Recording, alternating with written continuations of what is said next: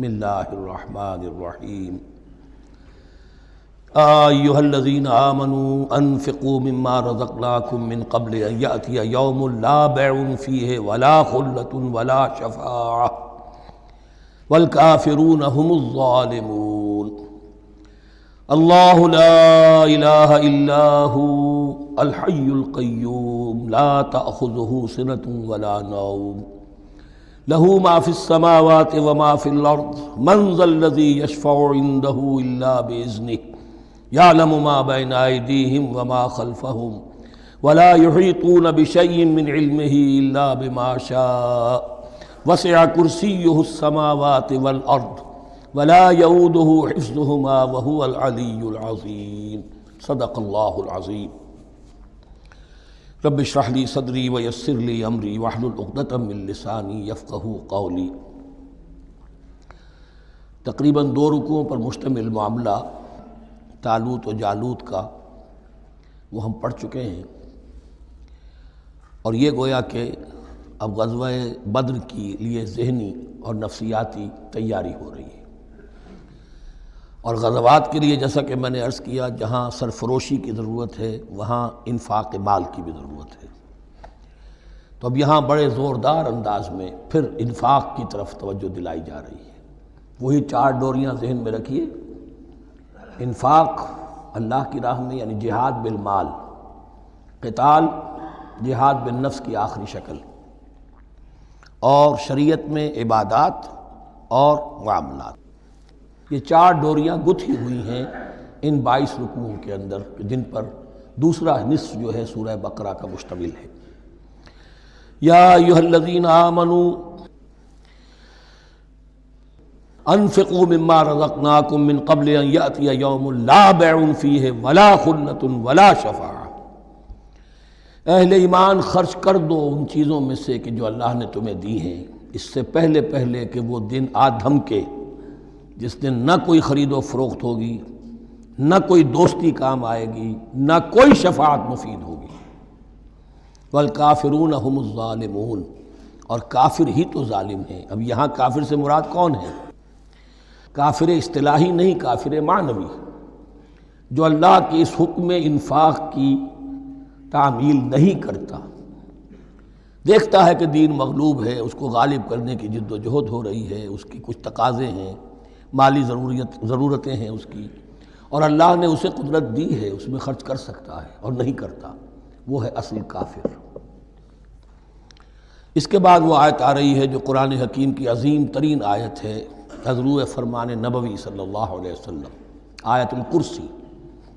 اس کا تو نام بھی چونکہ معروف ہے، میں نے جو آپ کو بڑے بڑے حکمت کے موتی اور بڑے بڑے پھول آپ کو گنوائے ہیں، آیت الآیات، آیت البر، آیت الاختلاف، اور اب یہ ہے آیت الکرسی، توحید کے عظیم ترین خزانوں میں سے ہے۔ ہی سیدۃ آیات القرآن، حضور نے فرمایا یہ تمام آیات قرآنی کی سردار ہے۔ جس طریقے سے آیہ بر اور سورۃ العصر میں ایک نسبت ہے کہ ہدایت اور نجات کی شرائط ساری کی ساری ایک چھوٹی سی صورت میں اللہ نے جمع کر دی، والعصر ان الانسان لفی خسر الا الذین آمنوا وعملوا الصالحات وتواصوا بالحق وتواصوا بالصبر، لیکن اس کی تفصیل ایک آیت میں آئی، وہ آیت البر ہے۔ چنانچہ جو منتخب نصاب ہم نے مرتب کیا ہے دعوت قرآن کے لیے، میں پہلا درس سورۃ العصر کا ہے اور دوسرا درس آیت البر کا ہے۔ جو نسبت سورۃ العصر میں ہے کہ وہ سورت ہے، یہ آیت ہے، لیکن اس آیت میں کئی صورتیں نکل سکتی ہیں حجم کے اعتبار سے سورۃ العصر کے برابر۔ یہی نسبت ہے سورہ اخلاص میں، 4 آیتیں، توحید کا عظیم ترین خزانہ، اور یہ آیت الکرسی، یہ آیت ہے سورہ اخلاص، اس میں 4 بن جائیں گی حجم کے اعتبار سے، لیکن اسے حضور نے ثلث قرآن قرار دیا ہے، توحید کے موضوع پر جامع ترین سورۃ الاخلاص، لیکن توحید اور خاص طور پر توحید فی الصفات کے موضوع پر عظیم ترین آیت یہ آیت الکرسی ہے۔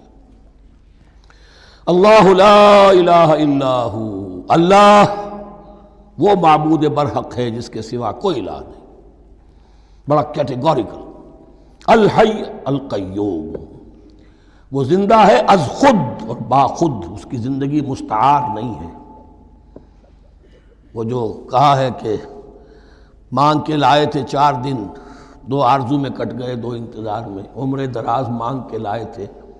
اللہ کی زندگی ہے، اس کی از خود زندگی کسی کی دی ہوئی نہیں، اور اس زندگی میں کوئی ضعف نہیں، کوئی کمزوری نہیں، کوئی احتیاج نہیں۔ آگے آ جائے گا، نہ اسے نیند آتی ہے نہ اونگ آتی ہے۔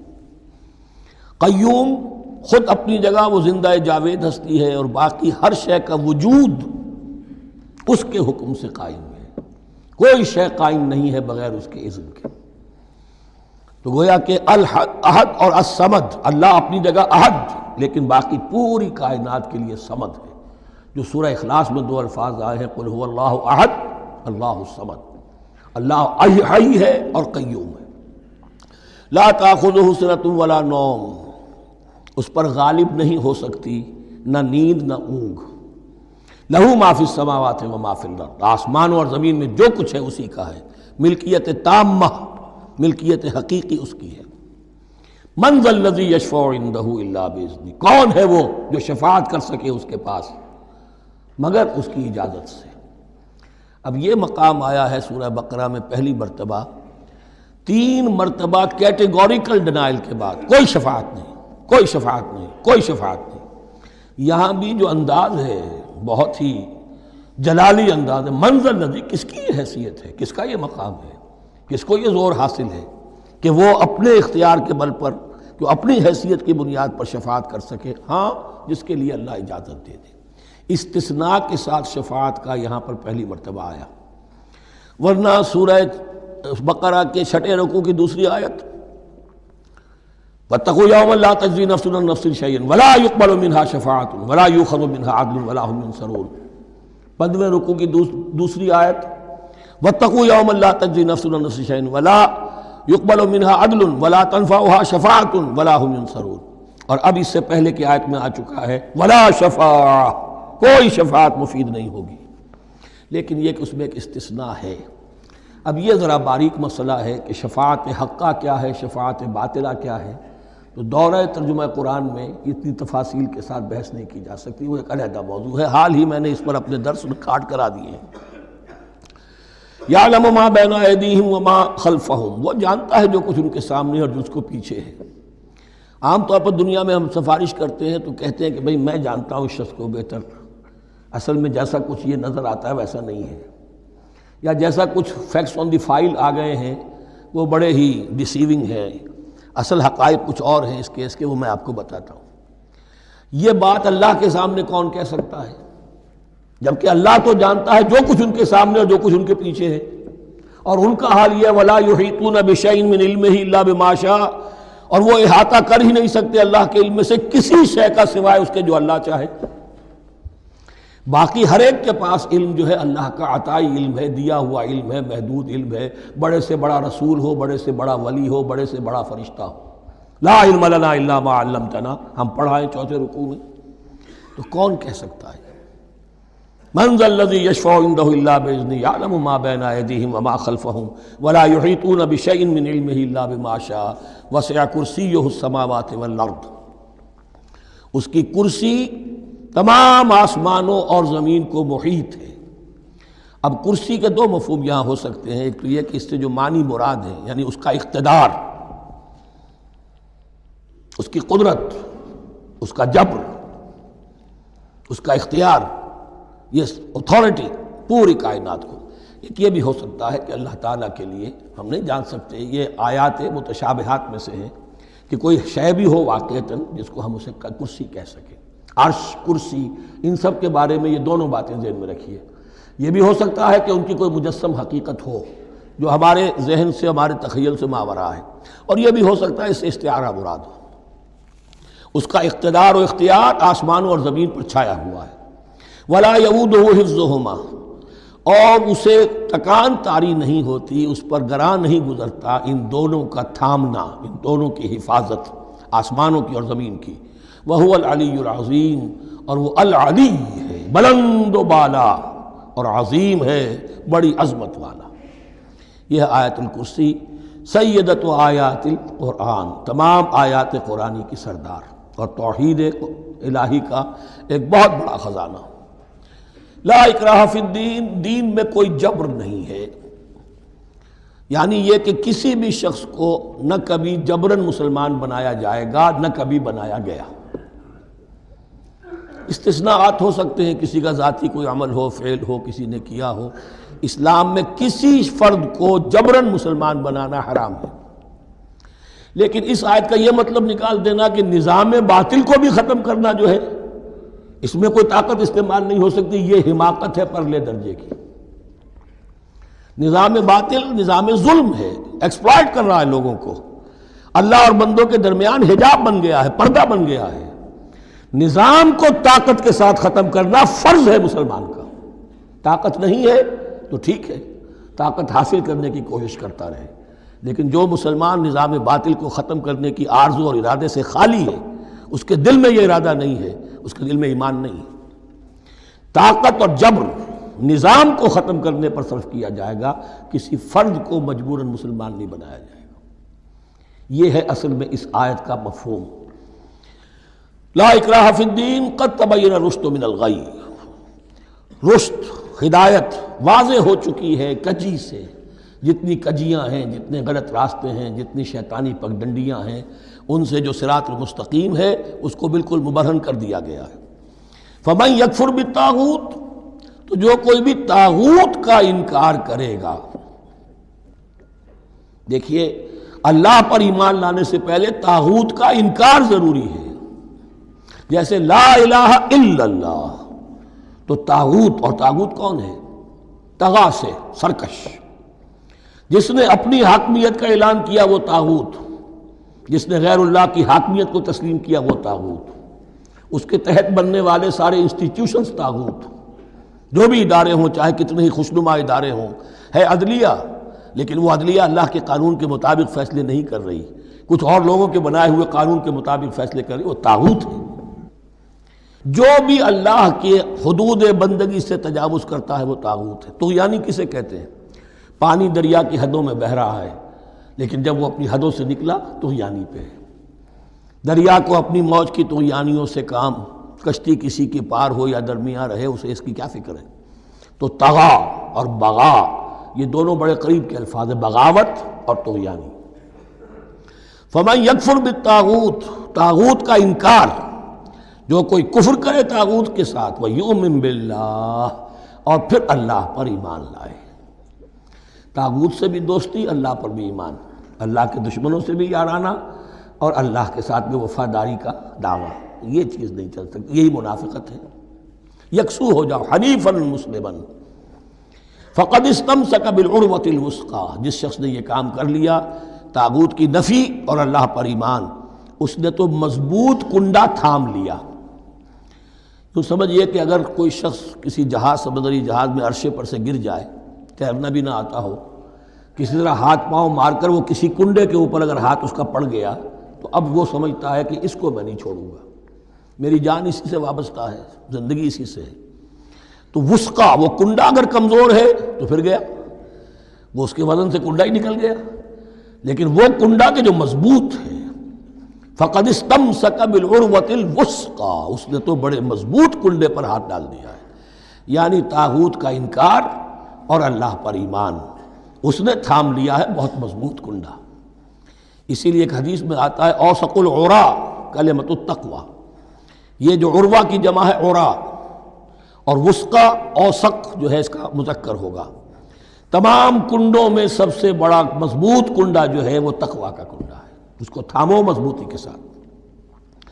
لا اکراہ فی الدین قد تبین الرشد من الغی فمن یکفر بالطاغوت ویؤمن باللہ فقد استمسک بالعروۃ الوثقی لا انفصام لها، وہ کبھی علیحدہ ہونے والا، ٹوٹنے والا نہیں ہے، یہ کنڈا بہت مضبوط ہے۔ واللہ سمیع علیم، اللہ سب کچھ سننے والا، جاننے والا ہے۔ اللہ ولی الذین آمنوا یخرجہم من الظلمات الی النور، ایمان در حقیقت ایک دوستی کا رشتہ قائم کرتا ہے اللہ اور بندے کے درمیان۔ اللہ ولی ہے اہل ایمان کا، یہ ولایت باہمی ہے، دو طرفہ ولایت ہے۔ بندہ اللہ کا ولی بن جائے، ولی اللہ، الا ان اولیاء اللہ لا خوف علیہم ولا هم يحزنون، اللہ بندے کا ولی ہے، دوستی دو طرفہ ہے۔ اللہ ولی الذین آمنوا یخرجہم من الظلمات الی النور، اللہ پشت پناہ ہے، مددگار ہے، دوست ہے ان کا کہ جو ایمان لائے، اور انہیں نکالتا رہتا ہے ظلمات، اندھیروں کے مختلف شیڈز میں سے نور کی طرف۔ یہ آپ نوٹ کریں گے قرآن میں نور ہمیشہ تنہا آتا ہے، واحد، انوار کا لفظ قرآن میں نہیں ہے۔ نور ایک حقیقت واحدہ ہے، لیکن ظلمات ہمیشہ جمع میں آئے گا، اس کے شیڈز مختلف ہیں، شیڈز آف ڈارکنس، بہت گہری ڈارکنس ہے، ذرا اس سے کمتر ہے، اس سے کمتر ہے۔ تو جتنے بھی شیڈز ہیں، کفر کا ہے، شرک کا ہے، الحاد کا ہے، مادہ پرستی کا ہے، ایگنوسٹسزم کا ہے، لا ادریت کا ہے، جتنے بھی فلسفے غلط ہیں، جتنے بھی نظریات غلط ہیں، جتنے بھی عمل کی غلط راہیں ہیں، ان سب کے اندھیاروں سے نکال کر اللہ تعالیٰ اہل ایمان کو ایمان کی روشنی کے اندر لاتا رہتا ہے۔ والذین کفروا اولیاءہم الطاغوت، ان کے برعکس جنہوں نے کفر کیا ان کے پشت پناہ اور ساتھی اور مددگار ہیں اب طاغوت، یخرجونہم من النور الی الظلمات، اور وہ ان کو نکالتے رہتے ہیں تدریجاً، اور نور کا کہ تھوڑی بہت رمق ملا بھی تھا انہیں نور کا تو ان سے محروم کر کے ظلمات، یخرجونہم من النور الی الظلمات، نور سے ظلمات کی طرف نکالتے رہتے ہیں۔ اولئک اصحاب النار هم فیہا خالدون، وہ ہیں آگ والے، اس میں ہمیشہ ہمیش رہیں گے۔ اللہم اجعلنا من عبادک المؤمنین، اللہم اخرجنا من الظلمات الی النور، آمین یا رب العالمین۔ اب اس کے بعد یہ بڑی عظیم آیت جو آئی ہے توحید کی، اور اس کے بعد یہ بھی اپنی جگہ بڑی عظیم آیات ہیں حکمت اور فلسفہ دین کے اعتبار سے۔ اس کے بعد کچھ واقعات دیے جا رہے ہیں، حضرت ابراہیم علیہ السلام کی زندگی کا ایک واقعہ اور حضرت عزیر علیہ السلام کی زندگی کا واقعہ۔ الم تر الی الذی حاج ابراہیم فی ربہ ان آتاہ اللہ الملک، کیا تم نے دیکھا اس شخص کو جس نے کہ محاجہ کیا تھا، مناظرہ کیا تھا، حجت بازی کی تھی ابراہیم سے، اس وجہ سے کہ اللہ نے اسے بادشاہی دی ہوئی تھی، نمرود۔ یہ ذہن میں رکھیے کہ نمرود اصل میں لقب تھا، کسی کا نام نہیں تھا، جیسے فرعون مصر کے بادشاہوں کا لقب ہے، فرعونہ۔ نماردہ جو ہے یہ عراق کے بادشاہ تھے، بیبیلونیا۔ تو حضرت ابراہیم کی پیدائش بھی شہر ار میں ہوئی تھی کہ جو بیبیلونیا کا ایک شہر تھا عراق کا، اور وہاں بادشاہت تھی نمرود کی۔ جیسے فرعون نے مصر میں دعویٰ کیا تھا اپنی بادشاہی کا اور اپنی خدائی کا، اور یہ ہے سیاسی بادشاہی، یہ نہیں کہ ہم نے دنیا پیدا کی ہے، مطلب یہ کہ اختیار مطلق ہمارے ہاتھ میں ہے، ہم جس چیز کو چاہیں غلط قرار دے دیں، جس چیز کو چاہے صحیح قرار دے دیں۔ یہی ہے اصل میں خدائی اختیار ہاتھ میں لے لیا۔ اللہ کا حق ہے تحلیل و تحریم، کسی شے کو حلال کرنا، کسی کو حرام قرار دینا، اختیار واحد اللہ کے ہاتھ میں ہے۔ جس شخص نے بھی اپنے ذمے لے لیا، قانون سازی کا اختیار لے لیا اللہ کے قانون سے آزاد ہو کر، وہی طاغوت ہے، وہی شیطان ہے، وہی نمرود ہے، وہی فرعون ہے۔ تو اس نے، وہ نمرود نے کہا، محاجہ کیا، اس قال ابراہیم ربی الذی یحیی و یمیت، میرا رب تو وہ ہے جو زندہ کرتا ہے اور مارتا ہے۔ قال انا احیی و امیت، انہوں نے کہا میں بھی کر سکتا ہوں۔ اس نے جیل سے 2 قیدی منگوائے، دونوں کنڈیمڈ تھے، اور ایک کی گردن وہیں اڑائی اور ایک کو کہا جاؤ معاف، دیکھو میں نے جس کو چاہا زندہ رکھا اور جس کو چاہا مار دیا۔ حضرت ابراہیم نے دیکھا کہ یہ کٹ حجتی پر اترا ہوا ہے، تو الاجوبۃ المسکتہ، جواب ایسا دیا جانا چاہیے کہ جو اس کو چپ کر دے۔ قال ابراہیم فإن اللہ یاتی بالشمس من المشرق فأت بها من المغرب، حضرت ابراہیم نے فرمایا اللہ تو سورج کو نکالتا ہے مشرق سے، اگر تو خدائی کا مدعی ہے تو نکال کے دکھا اسے مغرب سے۔ فبہت الذی کفر، تو مبہوت ہو کر رہ گیا وہ کافر، اب اس کے پاس کوئی جواب نہیں تھا۔ واللہ لا یہدی القوم الظالمین، اور اللہ ظالموں کو ہدایت نہیں دیا کرتا۔ ہدایت تو نہیں ہوئی، چپ ہو گیا۔ لیکن چپ کیا ہوا؟ اس کے بعد تو فیصلہ ہوا کہ انہیں آگ میں جھونک دیا جائے۔ او کالذی مر علی قریۃ وہی خاویۃ علی عروشها، یا پھر اس شخص کے واقعے کو ذرا یاد کرو، کیا تم نے نہیں دیکھا کہ جس کا گزر ہوا ایک بستی پر، اور وہ اوندھی پڑی ہوئی تھی اپنی چھتوں پر۔ اگرچہ مختلف تفاسیر میں مختلف آپ کو شاید اس کی تعبیرات ملے، یہ اصل میں ہوا ہے کہ جب نمرود، جس کا نام تھا بخت نصر، نیبوکیڈنیزر، اس نے 586 قبل مسیح میں، حضرت مسیح سے 586 قبل اس نے حملہ کیا فلسطین پر۔ دیکھیے عراق اور فلسطین کی، اسرائیل کی اور عراق کی اس وقت بھی سب سے بڑی دشمنی ہے آپس میں، وہی دشمنی جو ہے 2500 سال پرانی بھی ہے۔ اس نے وہ نمرود بابل نیبوکیڈنیزر جس کا نام تھا، اس نے حملہ کیا، 12 لاکھ کی آبادی تھی، 6 لاکھ کو قتل کیا اور 6 لاکھ کو بھیڑوں بکریوں کی طرح ہانکتا ہوا قیدی بنا کر لے گیا۔ 150 برس تک کیپٹیوٹی میں رہے ہیں یہ، اور یروشلم اجڑا رہا ہے، کوئی نفس نہیں، کوئی متنفس نہیں تھا، کوئی انسان نہیں، کوئی 2 اینٹیں سلامت نہیں چھوڑی۔ اسی وقت وہ ہیکل سلیمانی جو ہے وہ شہید کیا گیا، اور ان کے کہنے کے مطابق اس کے ایک تہخانے میں وہ تابوت سکینہ بھی تھا جہاں ربائی ان کے موجود تھے، اور وہ ربائی بھی وہیں پر ان کی موت واقع ہوئی، اور تابوت سکینہ بھی ہے، اگر ان کا قول صحیح ہے۔ تو جس زمانے میں یہ اجڑی ہوئی بستی تھی، حضرت عزیر علیہ السلام کا گزر ہوا، انہوں نے دیکھا کوئی متنفس نہیں، تو انہوں نے کیا کہا، قال انا یحیی ھذہ اللہ بعد موتہا، اللہ اس بستی کو اس کے اس طرح مردہ اور برباد ہو جانے کے بعد کیسے زندہ کرے گا؟ اب اس میں کیسے احیاء ہو سکتا ہے؟ دوبارہ کیسے اس میں لوگ آ کر آباد ہو سکتے ہیں؟ اتنی بڑی بربادی، اتنی تباہی، کوئی متنفس نہیں، کوئی 2 اینٹیں سلامت نہیں۔ فَأَمَاتَهُ اللَّهُ مِئَةَ عَامٍ ثُمَّ بَعَثَهُ، تو اللہ نے اس پر موت وارد کر دی 100 برس کے لیے، اور پھر انہیں اٹھایا۔ قَالَ كَمْ لَبِثْتَ، سوال کیا کتنے عرصے رہے ہو یہاں؟ حضرت عزیر جو ہیں، چونکہ جو رینائسنس ہوا ہے تاریخ بنی اسرائیل میں، اس کے نقیب، اس کے اصل جو بنیاد ہے وہ یہ ہے۔ انہوں نے پھر اصلاح کی، جو زوال ان میں آیا تھا اخلاقی اور دینی، پھر یہ اٹھے کمر کس کر جب اللہ تعالیٰ نے یہ مشاہدات کرا دیے، اور پھر جا کر وہاں تبلیغ کی اور دعوت کی دی، اور وہی ان یہودیوں کے اندر جو کیپٹیوٹی میں تھے انہیں پھر اصل دین کی تعلیم دی، روح دین کو زندہ کیا، تو گویا کہ وہاں سے پھر ان کا احیاء ہوا ہے۔ کب لبثت، کتنے عرصے رہے ہوگے تم؟ قال لبثت یوما و بعض یوم، اب اس کو ایسے محسوس ہوا جیسے سویا تھا تھوڑی دیر کے لیے، میں 1 دن رہا ہوں یا دن کا کچھ حصہ۔ قال بل لبثت 100 عام، نہیں، اللہ نے فرمایا نہیں، تم 100 سال رہے ہو۔ فانظر الی طعامک و شرابک لم یتسنہ، تو ذرا اپنے کھانے اور جو مشروب تمہارے ساتھ تھا سفر میں، ذرا اس کو دیکھو، ان کے اندر کوئی بساند پیدا نہیں ہوئی، سڑے نہیں ہیں، ان کے اندر کوئی خرابی پیدا نہیں ہوئی۔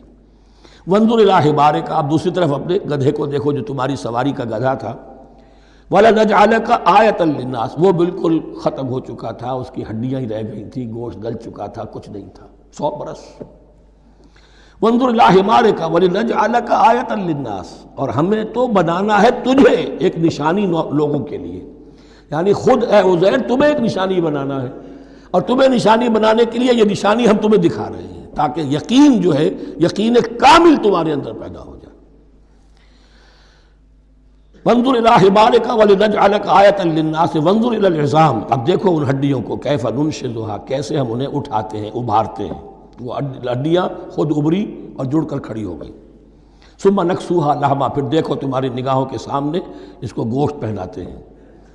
فلما تبین لہ، جب یہ سب اس کے سامنے واضح ہو گئی بات، مشاہدہ بھی کر لیا، قال اعلم ان اللہ علی کل شیء قدیر، ان کا میں نے پوری طرح جان لیا، مجھے پورا یقین قابل حاصل ہو گیا کہ اللہ ہر شے پر قادر ہے، یعنی وہ اس اجڑی ہوئی بستی کو بھی دوبارہ آباد کر سکتا ہے۔ جو میں نے سمجھا تھا کہ اب یہ کیسے آباد ہوگی، یہ بات نہیں ہے، یہ آبادی اللہ تعالیٰ کے اختیار میں۔ چنانچہ اس کے بعد ہوا، اس لیے کہ اس کے بعد واقعہ تو یہ ہوا کہ جو ایران کا بادشاہ تھا کیخورس یا سائرس ذو، جن کو کہ قرآن مجید ذوالقرنین کہتا ہے، جن کا تذکرہ سورہ کہف میں آئے گا، پھر آپ کو معلوم ہے کہ یہ پیلسٹائن، ادھر عراق کے بعد ایران، دشمنیاں تو تھیں۔ کیخورس نے حملہ کیا بابل پر، عراق پر، اور دشمن کا دشمن دوست ہوتا ہے، تو یہودیوں کو اجازت دے دی، کیپٹیوٹی سے اجازت دے دی، جاؤ تم واپس جاؤ، اپنا شہر دوبارہ بناؤ۔ چنانچہ وہ گئے، اور پھر انہوں نے جا کر وہاں پر 136 سالوں میں ان کی دوبارہ جو ہے یہ بستی بسی، اور پھر یروشلم کو انہوں نے آباد کیا، اور پھر انہوں نے وہاں ہیکل سلیمانی دوبارہ بنایا، جس کو وہ سیکنڈ ٹیمپل کہتے ہیں۔ وہ سن 70 عیسوی میں ٹائٹس رومن جنرل کے ہاتھوں تباہ ہوا تھا، جو اب تک تباہ ہوا پڑا ہے۔ 1927 برس سے ان کا کعبہ زمیں بوس ہے، یہ نوٹ کر لیجئے اس بات کو۔ اسی لیے آگ لگی ہوئی آج دنیا بھر کے یہودیوں کے دلوں میں۔ اب تو ہماری حکومت ہے وہاں پر، ہم اپنا یہ جو بھی کچھ یہاں پر اس احاطے میں بنا دیا گیا ہے سب کو ختم کریں گے اور اپنا ہیکل سلیمانی بنائیں گے۔ اس کے بلو پرنٹس بن چکے ہیں، نقشے بن چکے ہیں، ہر چیز تیار ہے۔ بس کسی دن کوئی ایک دھماکہ ہوگا، کوئی بم جو ہے کہیں پر پلانٹ کیا جائے گا، خبر آ جائے گی کہ کسی فینیٹک نے کہیں وہاں پر جا کر رکھ دیا، جیسے ایک فینیٹک گیا تھا مسجد الخلیل میں اور 70 مسلمانوں کو شہید کر کے خود بھی اس نے خودکشی کر لی تھی، اور ڈاکٹر تھا، امریکن ڈاکٹر گولڈسٹین۔ اسی طریقے کا کوئی فینیٹک جائے گا اور وہ اس کو گرا دے گا، پھر کہیں گے جب یہ گر ہی گیا ہے، جیسے مسجد ایودھیا کا معاملہ ہے، اب گر گئی ہے تو بھائی ہمیں رام مندر بنانے دو، کاہے کو تم اب یہ مسجد کاہے کو بناتے ہو؟ وہ ہوگا، اور یہ میں سمجھتا ہوں کہ چند ہفتوں کی، یہ چند مہینوں کی بات ہے، یہ ہونے والا ہے فوراً۔ بہرحال یہ تو ہو گیا حضرت عزیر کا قصہ۔ اب اسی طرح کا ایک معاملہ حضرت ابراہیم کا مشاہدہ ہے۔ وَإِذْ قَالَ إِبْرَاهِيمُ رَبِّ أَرِنِي كَيْفَ تُحْيِي الْمَوْتَىٰ، اور یاد کرو جب کہ ابراہیم نے بھی کہا تھا پروردگار ذرا مجھے دکھا دے، مشاہدہ کرا دے تو مردوں کو کیسے زندہ کرے گا۔ قَالَ أَوَلَمْ تُؤْمِنْ، اللہ تعالیٰ کا سوال جو ہے بہت تیکھا ہے، تو کیا تم ایمان نہیں رکھتے؟ قَالَ بَلَىٰ، ایمان تو میرا ہے، میں مانتا ہوں ایمان ہے، وَلَٰكِن لِيَطْمَئِنَّ قَلْبِي، پورا دل کا اطمینان چاہتا ہوں، پورا یقین ہو جائے۔ اور یہ انبیاء کا معاملہ ہے، سب کا ہے۔ انبیاء کو چونکہ ایمان اور یقین کا ایک ایسی فرنس بنانا ہوتا ہے کہ جن سے ایمان و یقین دوسروں میں سرایت کرے، تو ان کے ایمان و یقین کے لیے انہیں مشاہدات ایسے کرا دیے جاتے ہیں کہ پھر ان کے لیے وہ ایمان صرف ایمان بالغیب نہیں رہتا، بلکہ وہ ایمان بالشہود بھی ہو جاتا ہے۔ کذالک نری ابراہیم ملکوت السماوات والارض، اسی طرح ہم نے دکھائے ابراہیم کو آسمان اور زمین کے ملکوت، جو بھی ہماری حکومت ہے، جو وہ مخفی حکومت ہے، جو کاسمک ایک اسٹیٹ ہے، اس کی گورنمنٹ ہے اور اس کے تمام اہلکار ہیں، فرشتے ہیں، ہم نے مشاہدہ کرایا ابراہیم کو۔ حضور کو اسی لیے شب معراج میں لے جایا گیا کہ ہر شے کو اپنی آنکھوں سے دیکھ لیں، تو وہ یقین کامل پھر ہو جاتا ہے کہ جس میں کسی درجے میں بھی پھر تو یہ ہے کہ وہ خود ایک بھٹی بن جاتے ہیں ایمان اور یقین کی۔ قال بلا ولکن لیطمئن قلبی قال فخذ اربعۃ من الطیر فصرهن الیک، تو فرمایا اچھا ٹھیک ہے 4 پرندے لے لو، انہیں اپنے ساتھ ملا لو، ہلا لو کہ وہ تمہارے ساتھ تمہاری آواز سن کر آ جایا کریں۔ ثم اجعل علی کل جبل منہن جزءا، پھر ان کے ٹکڑے کرو اور ہر پہاڑ پر ایک ایک ٹکڑا رکھ دو۔ تو جو تفسیر میں آتی ہیں یہ کہ ان میں سب کا سر علیحدہ کیے، ٹانگیں علیحدہ کی، پر علیحدہ کیے، دھڑ علیحدہ کیے، ایک پہاڑ پر چاروں سر رکھ دیے، ایک پہاڑ پر چاروں کے دھڑ رکھ دیے، ایک پہاڑ پر چاروں کے، اس طریقے سے مختلف اجزاء میں تقسیم کر دیا۔ قال فخذ اربعۃ من الطیر فصرهن الیک ثم اجعل علی کل جبل منہن جزءا، پھر ہر پہاڑ پر ان میں سے ایک ایک حصہ رکھ دو۔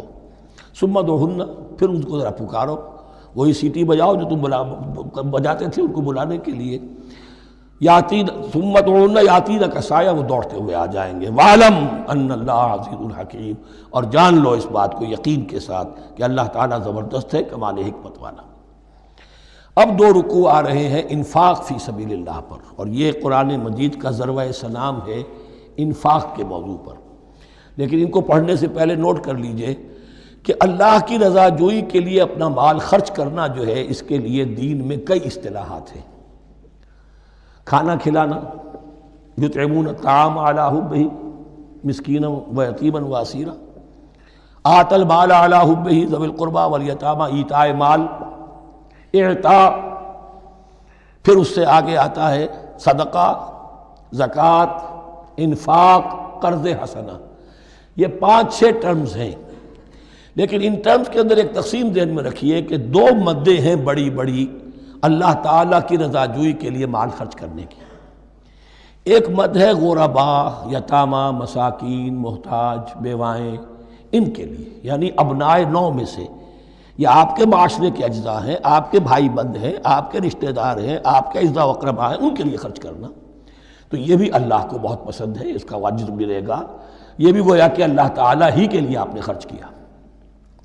ایک عین اللہ کے دین کے لیے خرچ کرنا، انفاق کا لفظ اس کے لیے ہے، اور قرض حسنہ اس کے لیے۔ انفاق مال، انفاق فی سبیل اللہ، اللہ کی راہ میں خرچ کرنا، اللہ کے دین کی دعوت کو عام کرنا، اللہ کی کتاب کے پیغام کو عام کرنا، اللہ کے دین کی دعوت کو اس طرح ابھارنا کہ باطل کے ساتھ زور آزمائی کرنے والی ایک طاقت پیدا ہو جائے، ایک جماعت وجود میں آئے، ان کے لیے اساز و سامان فراہم کیا کرنا تاکہ دین کے غلبے کی ہر مرحلے کے جو تقاضے اور ضرورتیں ہیں وہ پوری ہو سکیں۔ تو جو اس کام میں صرف ہوگا وہ ہے انفاق فی سبیل اللہ یا اللہ کے ذمے قرض حسنہ۔ تو یہاں اصل میں اس کی بات ہو رہی ہے، انفاق کی۔ مثل الذین ينفقون اموالهم فی سبیل اللہ ہے، مثال ان کی جو اپنے مال خرچ کرتے ہیں اللہ کی راہ میں۔ عام طور پر یہ فی سبیل اللہ جو ہے وہ سبیل پانی کی بنا دی، وہ بھی سبیل ہے، ٹھیک ہے، وہ بھی سبیل تو ہے، نیکی کا وہ بھی راستہ ہے، سبیل اللہ ہے، لیکن یہ کہ فی سبیل اللہ خرچ جو ہے اس کا بالکل مفہوم اور ہے۔ وہ صدقہ ہے، خیرات ہے، زکوٰۃ بھی اصلاً جو ہے وہ غریبوں کا حق ہے، لیکن اس میں بھی ایک مد سبیل اللہ کی رکھی ہوئی ہے۔ اگر تو آپ کے قریب اعزاء و اقارب ہیں، غرباء ہیں، تو ان کا حق فائق ہے، پہلے ان کو دی۔ بہرحال فی سبیل اللہ انفاق۔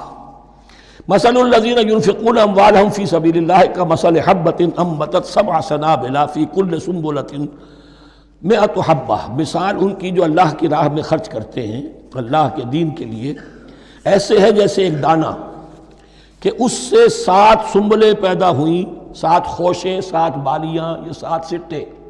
باجرے کا سٹہ ہوگا کتنے دانے ہوتے ہیں اس میں؟ مکئی کا سٹہ ہے اس میں کتنے دانے ہیں؟ فی کل سنبلۃ مئۃ حبہ، اس میں 100 دانے موجود ہیں ہر ایک میں، تو ایک دانے سے 700 دانے وجود میں آ گئے۔ اسی طریقے سے اللہ تعالیٰ جو بھی اس کے دین کے لیے مال خرچ کرے گا اس کے مال میں اضافہ کرے گا، اللہ تعالیٰ ان کو جزا دے گا اور اس کو بڑھاتا رہے گا اپنے ہم۔ وَاللَّهُ يُضَاعِفُ لِمَن يَشَاءُ، اور یہ تو تمہیں تمثیلاً بتایا ہے، اللہ اس سے بھی دگنا کرے گا جس کو چاہے گا، صرف 700 گنا نہیں، اور جتنا چاہے گا بڑھائے گا۔ واللہ واسع علیم، اللہ کے خزانوں میں کوئی کمی نہیں ہے، بڑی وسعت والا ہے اللہ، بہت سمائی والا ہے اور وہ سب کچھ جاننے والا ہے۔ الذین ينفقون اموالهم فی سبیل اللہ، پھر جو لوگ کہ اپنا مال خرچ کرتے ہیں اللہ کی راہ میں، ثم لا يتبعون ما انفقوا منا ولا اذى، پھر جو کچھ وہ خرچ کرتے ہیں اس کے بعد نہ تو تکلیف پہنچاتے ہیں نہ احسان جتاتے ہیں۔ دیکھیے جی میں نے اس وقت اتنا چندہ دیا تھا، معلوم ہوا کہ میرا حق جو ہے وہ زیادہ ہے، پھر میری بات مانی جانی چاہیے۔ ہم چندے زیادہ دیتے ہیں تو رات میں بات بھی تو ہماری چلنی چاہیے۔ یا اگر کسی جو کارکن کو دیا ہے جو اللہ کے دین کے لیے کام کر رہا ہے، یہ بھی ان 2 رکوعوں کے آخر میں بات واضح ہو جائے گی۔ کوئی شخص ہے اللہ کے دین کے کام میں لگا ہوا، آپ اس کو ساتھ تعاون کر رہے ہیں تاکہ وہ اپنی معاش کے اوپر اپنا وقت نہ لگائے، اپنا پورا وقت جو ہے وہ دین کی خدمت میں لگائے۔ لیکن اب اگر کہیں آپ نے اس کو جتا بھی دیا، اس پر احسان بھی رکھ دیا، کوئی تکلیف دے کلمہ کہہ دیا، تو جو آپ کا اجر و ثواب تھا وہ 0 ہو جائے گا۔ الذین ينفقون اموالهم فی سبیل اللہ ثم لا يتبعون ما انفقوا منا ولا اذى، جو انفاق کرتے ہیں اس کے بعد اس کے پیچھے نہ تو جتلاتے ہیں نہ کوئی اور تکلیف پہنچاتے ہیں۔ لہم اجرہم عند ربہم ولا خوف علیہم ولا ہم یحزنون، ان کا اجر ان کے رب کے پاس محفوظ ہے اور ان کے لیے مغفرت ہے۔ ولا خوف علیہم ولا ہم یحزنون، ان کے اوپر نہ کوئی خوف ہوگا اور نہ کوئی ان کو حزن سے دوچار ہوں گے۔ قول معروف، بھلی بات کہنا، ومغفرہ اور درگزر کرنا، خیر بہتر ہے من صدقۃ، اس خیرات سے یتبعھا اذی، جس کے بعد کہ اذیت پہنچائی جائے۔ کوئی آپ سے فرض کیجئے کوئی ضرورت کے لیے آئی گیا ہے، کسی نے ہاتھ پھیلا دیا ہے، تو آپ اگر آپ نہیں کر سکتے مدد، قول معروف، نرمی کے ساتھ جواب دے دیجئے، معذرت کر لیجئے۔ یا یہ ہے کہ اگر کسی سائل نے آپ کے ساتھ درستی کی ہے تو پھر بھی یہ ڈانٹیے نہیں، وَأَمَّا السَّائِلَ فَلَا تَنْهَرْ، پھر بھی یہ ہے کہ مغفرت، معاف کیجئے۔ یہ کہیں بہتر ہے اس سے کہ دے تو دیا، خیر من صدقۃ یتبعھا اذی، اس کے بعد اسے 2-4 جملے بھی سنوا دیے، کوئی اور سلواتیں بھی سنا دی اسے، تو اس کا کوئی فائدہ نہیں ہوا۔ واللہ غنی حلیم، اللہ تعالیٰ غنی ہے اور حلیم ہے۔ یہ کیوں کہا گیا کہ تم اگر کسی کو دے رہے ہو تو اصل میں اللہ کو دے رہے ہو۔ ایک حدیث میں آتا ہے کہ اللہ تعالیٰ اپنے بندے سے شکایت کرے گا، اے میرے بندے تیرے پاس مال تھا، میں نے تجھ سے مال طلب کیا تھا، میں بھوکا تھا، میں نے تجھ سے روٹی مانگی، تو نے مجھے کھلایا نہیں۔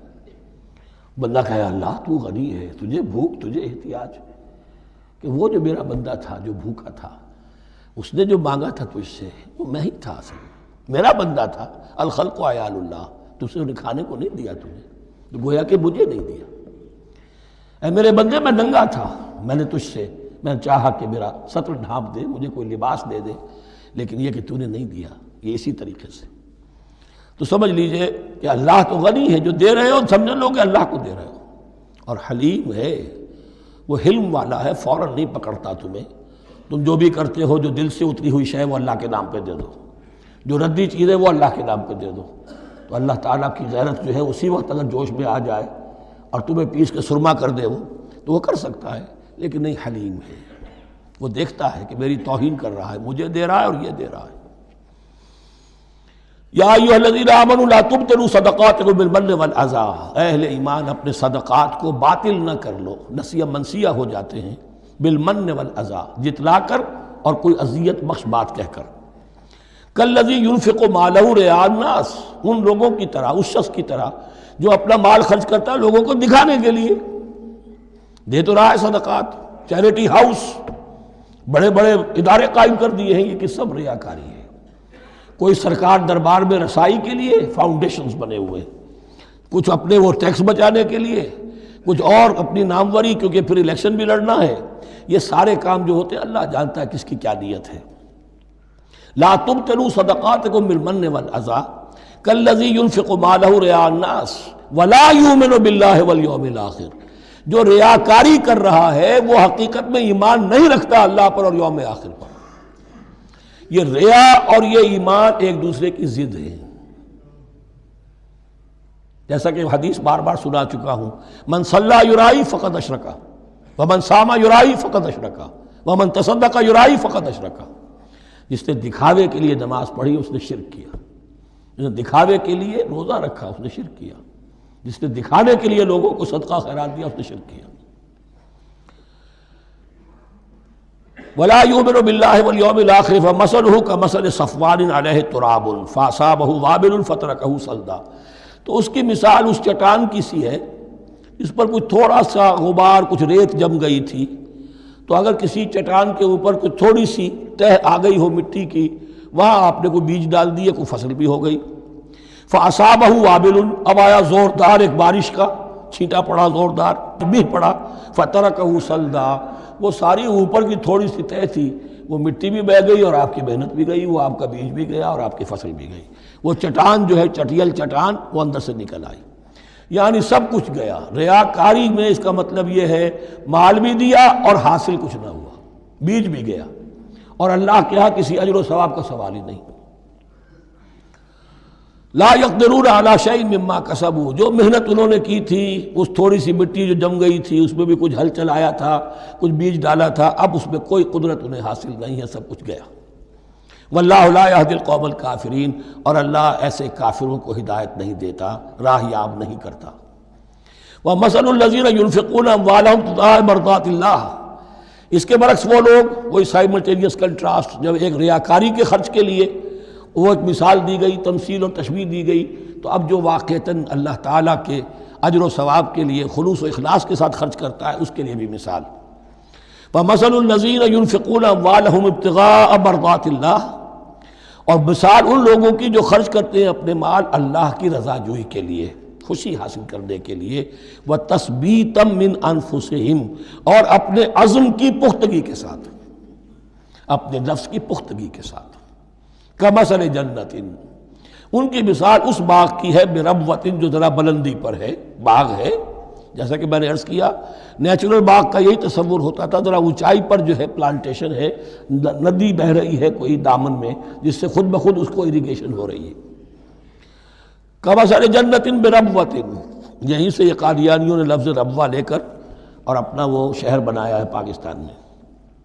اصابہ وابل، اب اگر اس باغ کے اوپر زوردار منہ آ جائے، بھی آ جائے، خوب بارش برسے، فآتت اکلھا ضعفین، تو اس کا پھل جو ہے دگنا ہو جائے گا۔ فإن لم یصبھا وابل فطل، اور اگر زوردار میہ نہ آئے، بارش نہ برسے، تو تھوڑا بہت چھینٹا بھی پڑے گا تب بھی اس کا تو بہرحال پھل جو ہے وہ برقرار رہے گا۔ واللہ بما تعملون بصیر، اور جو کچھ تم کر رہے ہو اللہ تعالیٰ اس کو دیکھ رہا ہے۔ دروں بینی کرتے رہا کرو کہ تم یہ بال جو خرچ کر رہے ہو واقعتاً خلوص دل کے ساتھ، اخلاص نیت کے ساتھ اللہ ہی کے لیے کر رہے ہو، کہیں اس میں کوئی اور جذبہ، کہیں تمہارا غیر شعوری طور پر کوئی جذبہ شامل نہ ہو جائے، تو انٹراسپیکشن ہو، اپنے غریبانوں میں جھانکتے رہو۔ اَیَوَدُّ أَحَدُکُمْ أَن تَکُونَ لَهُ جَنَّةٌ مِّن نَخِیلٍ وَأَعْنَابٍ تَجْرِی مِن تحتہا الْأَنْہار، کیا تم میں سے کوئی شخص پسند کرے گا کہ اس کا ایک باغ ہو اور کھجور کا درخت ہو اس میں، اور انگور کی بیلیں بھی ہوں، اور اس کے دامن میں ندیاں بہتی ہوں، نیچرل اریگیشن بھی ہے، کھجور کے درخت بھی ہیں، اور بیلوں کی ٹٹیاں لگی ہوئی ہیں انگوروں کی، اور انگوروں کی بیلیں ہیں۔ لہو فیہا من کل الثمرات، اس کے لیے اس باغ میں ہر طرح کا میوہ ہے۔ فاصابہ الکبر، اب اس پر بڑھاپا بھی طاری ہو گیا ہے۔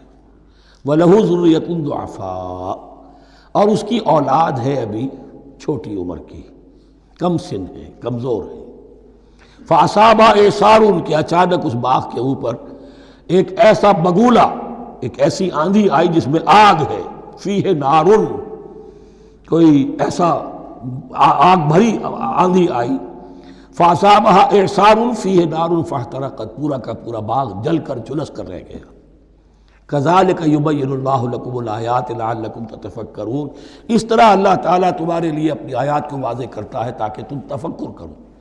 یعنی ایک انسان نے ساری عمر سمجھا ہے کہ بڑی میرے نیکی کمائی ہے، میں نے یہ کیا ہے، میں نے فاؤنڈیشن بنایا، میں نے مدرسہ قائم کر دیا، میں نے یتیم خانہ بنا دیا، لیکن یہ کہ اچانک کسی وقت مانو آنکھ کھلے گی، جب آنکھ کھلی گل کی تو موسم تھا خزاں کا، معلوم ہوگا یہ تو کچھ بھی نہیں تھا، یہ تو گویا کہ ایک بگولا آیا سب کو جلا گیا، اس لیے کہ اس میں اخلاص تھا ہی نہیں، اس میں نیت جو ہے اس میں کھوٹ تھا، اس میں ریاکاری تھی، اس میں لوگوں کو دکھانا مقصود تھا۔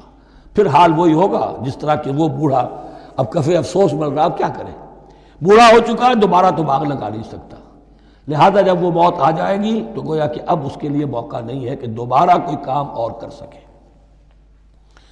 یا ایھا الذین آمنوا انفقوا من طیبات ما کسبتم ومما اخرجنا لکم من الارض، اے ایمان والو خرچ کرو، اللہ کے لیے دینا ہے، اللہ کے دین کے لیے دینا ہے، اللہ کے نام پر دینا ہے، تو من طیبات ما کسبتم، جو چیز تم نے کمائی ہے اس کی اچھی چیز، پاکیزہ چیز، بہتر چیز تو، ومما اخرجنا لکم من الارض، اور جو کچھ ہم نے نکالا تمہارے لیے زمین سے۔ اب زمین سے ظاہر بات ہے جو بھی نباتات آ رہی ہے، چاہے وہ کوئی چراہ گاہ ہے تو اس کے اندر سے جو ہے وہ بھی ہریاول ہے تو اللہ نے پیدا کی ہے، کھیت کے اندر آپ نے محنت کی ہے، ہل چلایا ہے، بیج ڈالے ہیں، لیکن یہ کہ فصل کا اگانا تو آپ کے کام ہاتھ نہیں ہے، تو اللہ کے ہاتھ میں ہے۔ تو جو کچھ ہم نے نکالا ہے تمہارے لیے، وَمِمَّا أَخْرَجْنَا لَكُم مِّنَ الْأَرْضِ وَلَا تَيَمَّمُوا الْخَبِيثَ مِنْهُ، اور اس میں سے ردی مال کا ارادہ نہ کرو، تنفقون، کہ اسے خرچ کر دو، زکوٰۃ دینی ہے، عشر دینا ہے، تو جو ردی چیزیں ہیں، اب بھیڑوں بکریوں کا غلہ ہے، ان میں سے اتنی بکریاں نکالنی ہیں، اتنی بھیڑیں ہیں، تو اب جو ذرا کمزور ہیں، لاغر ہیں، بیمار ہیں، نقص والی ہیں، گنتی پوری کرنی ہے نا۔ اسی طریقے سے عشر نکالنا ہے تو گندم کا ڈھیر لگا ہوا ہے، اس میں سے کہیں بارش پڑ گئی تھی، وہ نکال دو۔ ولا تیمموا، تیمم کے معنی یہاں نوٹ کر لیجئے قصد کرنے کے ہیں۔ ولا تیمموا الخبیث منہ، کہ اس میں سے جو ردی مال ہے، جو ناپسند ہے، اس کا قصد نہ کرو، تنفقون، کہ اسے خرچ کرو، وَلَسْتُمْ بِآخِذِیہ، اور تم ہرگز نہیں ہوگے اس کو لینے والے۔ ایسا بھی تو ہو سکتا ہے کہ تم محتاج ہو جاؤ اور تمہیں ضرورت پڑ جائے، پھر اگر تمہیں کوئی ایسی چیز دے گا تو تم قبول نہیں کرو گے۔ وَلَسْتُمْ بِآخِذِیہ إِلَّا أَن تُغْمِضُوا فِیہ، اللہ یہ کہ چشم پوشی کرنے پر مجبور ہو جاؤ، احتیاج اس درجے کی ہو کہ جو بھی مل جائے، ردی مل جائے، اچھا مل جائے، نفیس مل جائے، خبیث مل جائے، جو بھی مل جائے چشم پوشی کرو۔ اس کے سوا آدمی جو ہے وہ اپنے طیب خاطر کے ساتھ جو ہے وہ ردی شے قبول نہیں کر سکتا۔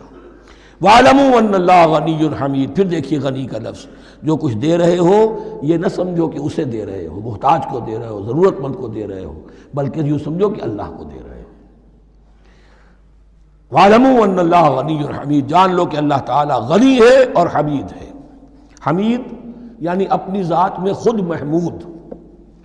ایک کسی شے کی اچھائی یا حسن یا کمال ایسا ہوتا ہے جسے ظاہر کیا جائے، دیکھو بھائی اس میں یہ خوبصورتی ہے، اور ایک وہ خوبصورتی ہوتی ہے جو از خود ظاہر ہے۔ حاجت مشاطہ نیست صورت دل آرام را۔ تو اللہ تعالیٰ اتنا ستودہ صفات ہے، اتنا محمود ہے اپنی ذات میں کہ وہ خود بخود محمود ہے، اسے کسی حمد کی حاجت نہیں ہے، از خود محمود ہے۔ الشیطان یعدکم الفقر ویامرکم بالفحشاء، دیکھو شیطان تمہیں ڈراتا ہے اور تمہیں اندیشہ دلاتا ہے فقر کا، مت خرچ کرو، رکھو، کیا پتہ کیا کل کون سا وقت تم پر آ جائے۔ وَيَأْمُرُكُمْ بِالْفَحْشَاءِ، اور تمہیں حکم دیتا ہے بے حیائی کے کاموں کا۔ وَاللَّهُ يَعِدُكُمْ مَغْفِرَةً مِّنْهُ وَفَضْلًا، اور اللہ وعدہ کر رہا ہے تم سے اپنی طرف سے مغفرت کا اور فضل کا۔ اب دیکھ لو، رخ روشن کے آگے شمع رکھ کر وہ یہ کہتے ہیں ادھر جاتا ہے دیکھیں یا ادھر پروانہ جاتا ہے۔ اب شیطان کی طرف جانا چاہتے ہو، اس کی بات ماننا چاہتے ہو، خوف رکھتے ہو کہیں ایسا نہ ہو جائے کہ فقر آ جائے مجھ پر، مجھے اپنا مال سنبھال کر رکھنا چاہیے، سینت رکھنا چاہیے، تو تم شیطان کی چال میں آ گئے، تم نے اس کی پیروی کی۔ اور اگر تم نے اپنا اللہ کی راہ میں خرچ کر دیا، اللہ پر اعتماد کرتے ہوئے، وہ میری ساری حاجتیں پوری کرے گا، آج کر رہا ہے کل کرے گا انشاءاللہ۔ تو یہ ہے واللہ یعدکم مغفرۃ منہ وفضلا واللہ واسع علیم، اللہ بہت وسعت والا ہے، اس کے خزانوں کی کوئی محدودیت کا تصور اپنے ذہن میں نہ رکھو، اور سب کچھ جاننے والا ہے۔ یؤتی الحکمۃ من یشاء، لیکن یہ باتیں حکمت کی ہیں، ایک ہے ظاہر ایک ہے باطن۔ باطن جو ہے وہ حکمت سے نظر آتا ہے، ظاہر تو سب کو نظر آ رہا ہے۔ کسی شے کی حقیقت کیا ہے، اہل نظر ذوق نظر خوب ہے، لیکن جو شے کی حقیقت کو نہ دیکھے وہ نظر کیا، وہ حقیقت جس پر عیاں ہو جاتی وہ ہے حکیم۔ اور حکمت اصل میں نام ہے انسان کے عقل اور شعور کی پختگی کا۔ جب محکم ہو گئی عقل، اس کا شعور پختہ ہو گیا، استحکام اسی سے بنا ہے حکمت۔ یؤتی الحکمت، اللہ تعالیٰ یہ فہم کی پختگی، عقل کی پختگی، شعور کی پختگی، حقائق رسی، حقائق تک پہنچ جانے کی صلاحیت دیتا ہے جس کو چاہتا ہے۔ وَمَنْ يُؤْتَ الْحِكْمَةَ فَقَدْ أُوتِيَ خَيْرًا كَثِيرًا، اور جسے حکمت دے دی گئی اسے تو خیر کثیر عطا ہو گیا، اس سے بڑا تو خیر کوئی اور ہے ہی نہیں۔ وَمَا يَذَّكَّرُ إِلَّا أُولُو الْأَلْبَابِ، اور نہیں نصیحت حاصل کر سکتے مگر وہی لوگ جو ہوش مند ہیں، جو اولو الالباب ہیں، عقل مند ہیں۔ لیکن جو دنیا پر ریجھ گئے ہیں، جن کے سارا دلی اطمینان اسی پر ہے کہ کافی ہے، بینک بیلنس بھی ہے، یہ بھی ہے، وہ بھی ہے، اتنے سٹاکس بھی ہیں، اتنا یہ بھی ہے، اتنا ہمارا جو ہے وہ جو بیلنس شیٹ آئی ہے اس کے ایسیٹس یہ ہیں، اگر اسی پر سارا بھروسہ اور اطمینان ہے تو ظاہر بات ہے وہ اولو الالباب نہیں ہے۔ وَمَا أَنفَقْتُم مِّن نَفَقَةٍ أَوْ نَذَرْتُم مِّن نَذْرٍ، اور جو بھی کچھ تم خرچ کرتے ہو، جو بھی نفقہ، جو بھی خیرات تم دیتے ہو، اور نظر تم من نظرین، اور یا جو بھی نظر تم دیتے ہو اللہ کے نام پر، منت مانگتے ہو، فإن اللہ یعلم، اللہ تعالیٰ اس سب کو جانتا ہے۔ وما للظالمین من انصار، اور یقیناً ظالموں کے لیے کوئی مددگار نہیں ہوں گے۔ ان تبدوا الصدقات فنعما ہی، صدقات کو تو اگر تم کھل کر اعلانیہ دو تب بھی ٹھیک ہے، اور خاص طور پر زکوٰۃ کا تو معاملہ اعلانیہ ہے ہی ہے۔ ان تبدوا الصدقات، ظاہر کرو، برملا اعلانیہ دو تو بھی ٹھیک ہے، کم سے کم فقراء کا حق تو پہنچ گیا، کسی کی ضرورت تو پوری ہو گئی۔ وَإِن تُخْفُوهَا، لیکن اگر تم انہیں چھپاؤ، اب یہ ہوگا صدقات نافلہ کے لیے۔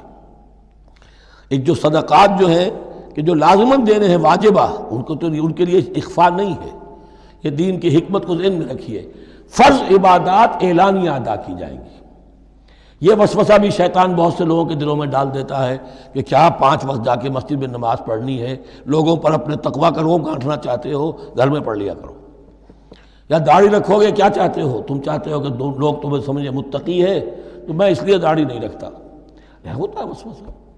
لیکن جو چیز واجب ہے وہ علن اعلان کرو، اس کے اظہار میں کوئی رکاوٹ نہیں۔ ہاں جو صدقات نافلہ ہیں، جو نماز نفل ہے، اسے چھپا کر کرو، اس کا اظہار بہت بڑا فتنہ ہوتا ہے، نفل عبادت کا اظہار بہت بڑا فتنہ ہے۔ وَإِن تُخْفُوهَا، اگر چھپاؤ، وَتُؤْتُوهَا الْفُقَرَاءَ، اور تم وہ ضرورت مندوں کو دے دو، فَهُوَ خَيْرٌ لَكُمْ، وہ تمہارے لیے بہت بہتر ہے۔ اب دیکھیے خیر لکم کہا، یہ تمہارے لیے بہتر ہے۔ پہلے کہا تھا ظاہر کر کے دیتے ہو فنعما ہی، تو وہ بھی ٹھیک ہی ہے، اس لیے کہ فقراء کا حق تو چلیے ادا ہو گیا، کچھ نہ کچھ مل تو گیا، خسیس کے اور کنجوس کے مال میں سے کچھ نکلا تو صحیح۔ ان تبدوا الصدقات فنعما ہی وان تخفوها وتؤتوها الفقراء فهو خیر لکم ویکفر عنکم من سیئاتکم، اور اللہ تعالیٰ دور کر دے گا تم سے تمہاری برائیوں کو۔ واللہ بما تعملون خبیر، اور جو کچھ تم کر رہے ہو اللہ تعالیٰ اس سے باخبر ہے۔ لیس علیک ھداھم، اے نبی آپ کے ذمے نہیں ہے کہ ان کو ہدایت دے دیں۔ آپ کی یہ دیکھیے علیکہ ذمہ داری ہو جاتی ہے، فرض۔ لام لکا یہ ہو جاتا ہے کسی کے حق میں۔ القرآن حجت لکا او علیکہ، یا یہ قرآن تمہارے حق میں حجت ہے، یہ شفاعت کرے گا تمہاری قیامت کے دن اگر تم نے اسے مانا جیسے کہ ماننے کا حق ہے، پڑھا جیسے کہ پڑھنے کا حق ہے، عمل کیا جیسے کہ عمل کرنے کا حق ہے، پھر اس کی دعوت و تبلیغ کی جیسے کہ اس کا حق ہے، تو یہ تمہارے حق میں حجت ہوگا۔ اور اگر تم نے اس کے حقوق ادا نہ کیے، یہ تمہارے خلاف مدعی بن کر کھڑا ہو جائے گا۔ القرآن حجت لک او علیک، یہ تم پر آئے گا وبال۔ اے اللہ یہ بدبخت مجھے مانتا تھا کہ میں تیرا کلام ہوں، پڑھتا نہیں تھا، مجھے پڑھتا تھا تو جیسے کسی طوطا مینا کو، جو مولانا ماہر قادری کی نظم ہے، کچھ بول سکھائے جاتے ہیں، رٹائے جاتے ہیں، اس طرح پڑھایا جاتا ہوں اور اس طرح سکھایا جاتا ہوں، وہ اس طریقے سے پڑھ رہے ہیں، کچھ پتہ نہیں۔ 1-2 روپے کا اخبار لائیں گے تو سمجھ کر پڑھیں گے، اللہ کی کتاب کو سمجھ کے پڑھنے کی ضرورت نہیں۔ پڑھا تو عمل نہیں کیا بدبخت نے۔ ما آمن بالقرآن من استحل محارمہ، تو لام اور علا کا یہ استعمال ذہن میں رکھیے۔ لیس علیک ھداھم، آپ پہ ذمہ داری نہیں ہے ان کی ہدایت کی، آپ پر ذمہ داری تبلیغ۔ ہم نے بھیجا ہے آپ کو، انا ارسلناک بالحق بشیرا ونذیرا ولا تسأل عن اصحاب الجحیم، یہ آیت ہم پڑھ چکے ہیں پہلے حصے میں۔ ولیکن اللہ یہدی من یشاء، وہ تو اللہ تعالیٰ ہدایت دیتا ہے جس کو چاہتا ہے۔ وما تنفقوا من خیر فلانفسکم، اور جو بھی خیر، جو بھی بھلائی، جو بھی مال تم خرچ کرو گے وہ تمہارے اپنے لیے بہتر ہے، تمہیں اجر و ثواب ملے گا، تمہیں کو مل جائے گا 700 گنا 1400 گنا۔ وما تنفقون الا ابتغاء وجہ اللہ، یہاں یہ فعل مضارع آیا ہے نفی نہیں کے مفہوم میں۔ لا تنفقون، ما تنفقون یعنی تم نہیں خرچ کرو گے مگر اللہ کی رضا کے لیے، تب اجر ملے گا۔ اگر ریاکارانہ خرچ کیا تھا تو کوئی اجر کا کیا سوال، وہ تو شرک بن جائے گا۔ وما تنفقون الا ابتغاء وجہ اللہ وما تنفقوا من خیر یوفی الیکم وانتم لا تظلمون، اور جو بھی خیر تم خرچ کرو گے، خیر میں سے جو بھی دولت خرچ کرو گے، یوفی الیکم پورا تمہیں لوٹا دیا جائے گا، وانتم لا تظلمون، اور تم پر کوئی ظلم نہیں ہوگا، تمہاری کوئی حق تلفی نہیں ہوگی۔ اب آیا ہے آخری ٹیپ کا بند۔ انفاق فی سبیل اللہ کا سب سے بڑھ کر حقدار کون ہے؟ للفقراء الذین احصروا فی سبیل اللہ، وہ ضرورت مند کہ جو گھر کر رہ گئے اللہ کی راہ میں، جیسے اصحاب صفہ تھے، بیٹھے ہوئے ہیں، کوئی کام نہیں کر رہے، حضور سے علم سیکھ رہے ہیں، اور جہاں جہاں سے دعوت آ رہی ہے کہ حضور بھیجیے ہمارے ہاں کوئی مبلغین، وہاں سے ان کو بھیجا جا رہا ہے۔ اب وہ معاش کی جد و جہد کرتے تو یہ تعلیم کیسے حاصل کرتے؟ یا اسی طرح دین کی کوئی خدمت ہے، کوئی آپ نے تحریک اٹھائی ہے، اب اس میں آپ کو کچھ نہ کچھ کارکن تو چاہیے، ان کارکنوں کی بھی تو آخر معاش کا ہے درجہ۔ اگر وہ سارا 8 گھنٹے دفتروں میں کھائیں اور وہاں ڈانٹیں بھی سنیں افسروں کی، اور پھر 2 گھنٹے جانا 2 گھنٹے آنا، اب وہ کون سا وقت نکالیں گے دین کے کام کا؟ کیا کریں گے؟ کہاں سے وقت آ جائے گا؟ کچھ لوگ تو ہونے چاہیے جو ہمہ وقت لگ جائیں، لیکن ہمہ وقت تو لگ گئے، لیکن پیٹ تو ان کے بھی ہے، اولاد تو ان کے بھی ہوگی۔ للفقراء الذین احصروا فی سبیل اللہ، جو گھیرے میں آ گئے ہیں اللہ تعالیٰ کی راہ کی جد و جہد میں، جہاد فی سبیل اللہ کی سعی میں وہ اس طریقے سے مصروف ہو گئے ہیں، لا یستطیعون ضربا فی الارض، اب وہ زمین میں گھوم پھر کر تجارت کرنے کی ان کے اندر ان کے پاس وقت ہی نہیں ہے، نہیں چل پھر سکتے زمین میں اپنی معاش کے لیے۔ یحسبهم الجاہل اغنیاء من التعفف، اب یہ اس طرح کے فقیر تو ہیں نہیں جو لپٹ کر مانگتے ہوں، انہیں عام طور پر جو ناواقف شخص ہے وہ سمجھتا غنی ہے، اس سے کوئی ضرورت ہی نہیں، اس نے کبھی مانگا ہی نہیں، لیکن اس نے مانگا اس لیے نہیں ہے کہ وہ اس طرح کا سائل نہیں ہے، اس طرح کا وہ سوالی نہیں ہے، وہ فقیر نہیں ہے، وہ تو اللہ کے دین کے لیے اپنے آپ کو اس نے لگا دیا ہے۔ یہ تمہارا کام ہے کہ دیکھو، یحسبهم الجاہل اغنیاء من التعفف، وہ جو مانگنے سے رک رہے ہیں اپنی عزت نفس کی حفاظت کی خاطر، اس کی وجہ سے ناواقف آدمی سمجھتے ہیں کہ تو غنی ہے، اسے کوئی ضرورت نہیں ہے۔ تعرفهم بسیماہم، تم پہچان لوگے انہیں ان کے چہروں سے۔ ظاہر بات ہے کہ فقر کا، احتیاج کا اثر چہرے پر تو آ جاتا ہے۔ اگر آپ کو نیوٹریشن صحیح نہیں مل رہی ہے تو ظاہر بات ہے چہرے پر اس کا اثر ہوگا۔ تعرفهم بسیماہم لا یسألون الناس الحافا، وہ لپٹ کر لوگوں سے سوال نہیں کرتے، مانگتے نہیں ہیں، وہ ان سائلوں کی طرح نہیں ہے جو اصل میں اپنی محنت وصول کرتے ہیں، کھڑے ہو کر آپ کے سر ہو کر آپ سے کچھ نہ کچھ نکلوا لیتے ہیں زبردستی، اس طریقے سے تو وہ نہیں مانگیں گے۔ یہ بہت اہم مسئلہ ہے۔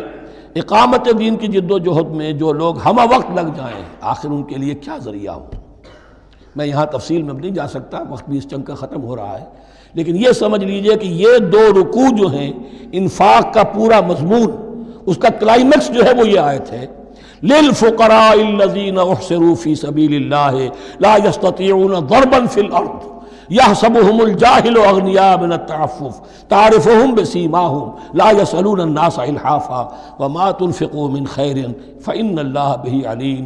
اور جو بھی تم دولت مال خرچ کرو گے تو اللہ تعالیٰ اس کے علم میں ہوگا، یہ نہ سمجھنا کہ اللہ کے علم میں نہیں ہے۔ خاموشی کے ساتھ، اخفاء کے ساتھ ایسے لوگوں کے ساتھ تعاون کرو گے تو اللہ تعالیٰ جو ہے تمہیں اس کا پورا بھرپور بدلہ دے گا۔ بارک اللہ لی و لکم فی القرآن العظیم ونفعنی و ایاکم بالآیات والذکر الحکیم۔